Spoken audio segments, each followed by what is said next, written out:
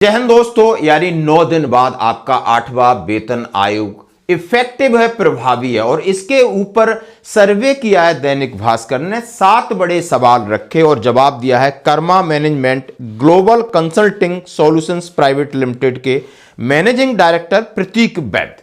इन्होंने 8वें वेतन आयोग को लेकर क्या कहा। दैनिक भास्कर ने 7 बड़े सवाल किए। 7 बड़े सवालों में सबसे पहला सवाल है कि 8वां वेतन आयोग कब तक लागू होगा, बड़ा सवाल। और दूसरा सवाल है कि 8वां वेतन आयोग लागू होने से सैलरी कितनी बढ़ेगी, दूसरा सवाल। तीसरा सवाल है, जैसे आपके सामने रखा है, कि बढ़ी हुई सैलरी कब से मिलने लगेगी। चौथा कि नई सैलरी के साथ डीए, एचआरए जैसे भत्ते कितना बढ़ेंगे और एरियर की क्या कैलकुलेशन होगा। डीए बढ़ोतरी का एरियर होगा, डीए मर्ज होगा।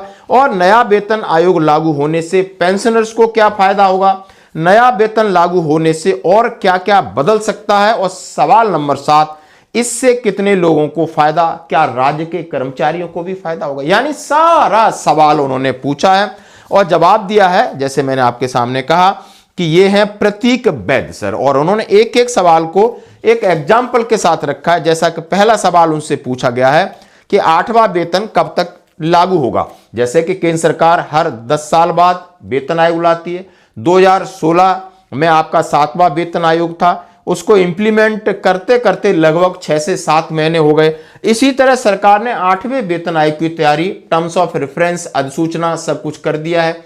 अब ये कह रहे हैं कि साथ ही उन्होंने ये किया है कि 18 महीने का उसमें समय दिया है। और 18 महीने में यदि हम 6-7 महीने जोड़ दिए जाते हैं, लगभग सभी का कहना है कि 2027 के आखिर या 2028 के शुरुआत में एग्जीक्यूट हो सकता है।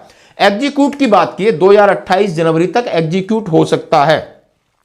अभी तक इसकी कोई आधिकारिक तारीख नहीं है, लेकिन एक्सपर्ट ने 2028 की डेडलाइन का जिक्र किया है। 7वें वेतन आयोग के गठन के बाद इसे लागू होने में करीब 2 साल का समय लगा था। फरवरी 2014 में 7वां वेतन आयोग बना, मार्च में टर्म्स ऑफ रेफरेंस दिए गए, 15 में सरकार को रिपोर्ट सौंपी गई, नवंबर 15 में, जून 2016 में सरकार ने अप्रूवल किया, 1 जनवरी 2016 से सिफारिशें लागू की गई। दोस्तों, अब वेतन आयोग भारत सरकार द्वारा गठित एक कमेटी है जो आपके बेसिक सैलरी है, महंगाई भत्ता है, एचआरए है, सारी चीजों को फैक्टर को अपने सामने रखती है।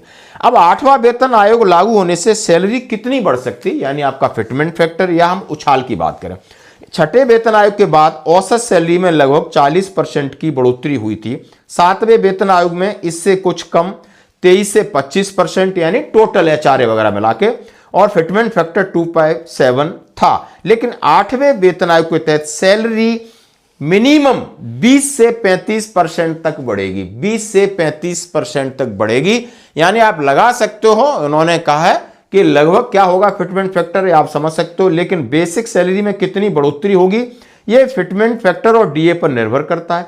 फिटमेंट फैक्टर एक मल्टीप्लायर नंबर है जिसे मौजूदा बेसिक सैलरी से गुणा करके नई बेसिक सैलरी हो जाती है।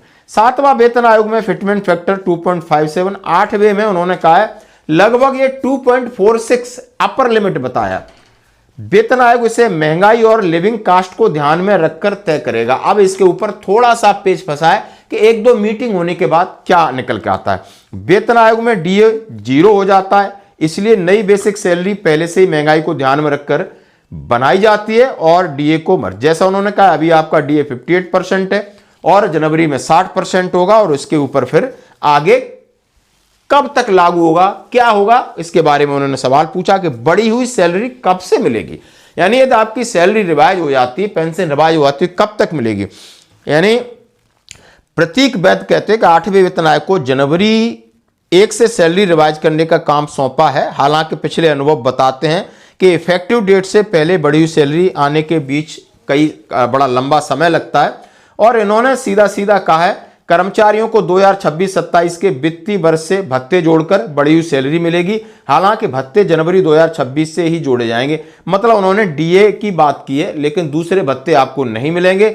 और उन्होंने साथ में कहा है कि जिस तरीके से आपका एरियर की जब हम कैलकुलेशन करते हैं, तो उन्होंने कहा है कि जो आपका बेसिक है उसका एरियर तो सरकार 2028 से देगी, लेकिन आपका डीए का आप एरियर वो बिल्कुल नहीं दे सकती, जैसा उन्होंने कहा है। और लगभग उन्होंने जिस तरीके का एग्जाम्पल दिया कि इधर आपका 58% है, 2028 तक आपका लगभग 60 से 70% होगा, तो 10% का मार्जिन नहीं मिलेगा, लेकिन आपको सीधा सीधा 1 जनवरी 2026 से बेसिक का उन्होंने एरियर जो बनता है, माना कि 2 साल का एरियर मिलता है और आपको 10,000 पर मंथ बढ़ती, तो उन्होंने 2,40,000 का भी यहां जिक्र किया और इस तरीके से एग्जाम्पल रखा।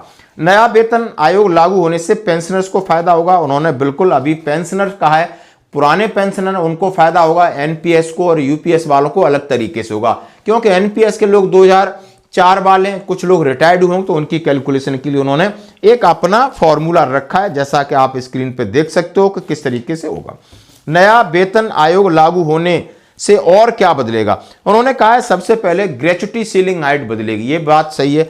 चिल्ड्रन एजुकेशन अलाउंस बदलेगा, डीआर का प्रोसेस बदलेगा, आपका टीपीटीएल या टीए बदलेगा, लीव ट्रेवल कंसेशन बदलेगा, मेडिकल बेनिफिट्स बदलेंगे, हार्डशिप अलाउंसेस बदलेंगे, और तमाम तरीके के जो उन्होंने कहा है ये तो बदलेंगे, लेकिन आपको ग्रेच्युटी की सीलिंग हाइट जो अभी 25 लाख है अपर लिमिट, उसको ऊपर बढ़ाया जा सकता है और बढ़ाना ही पड़ेगा, ये बात पक्की है। जैसा कि पीछे 20 लाख था, फिर 50% डी के बाद 25 लाख किया, ये अपर लिमिट बढ़ेगी।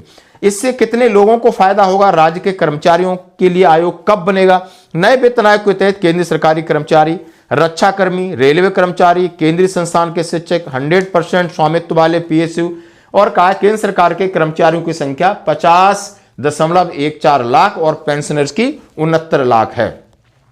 वहीं राज्य के कर्मचारी, सार्वजनिक क्षेत्र बैंक, आरबीआई, इन लोगों को फायदा होगा।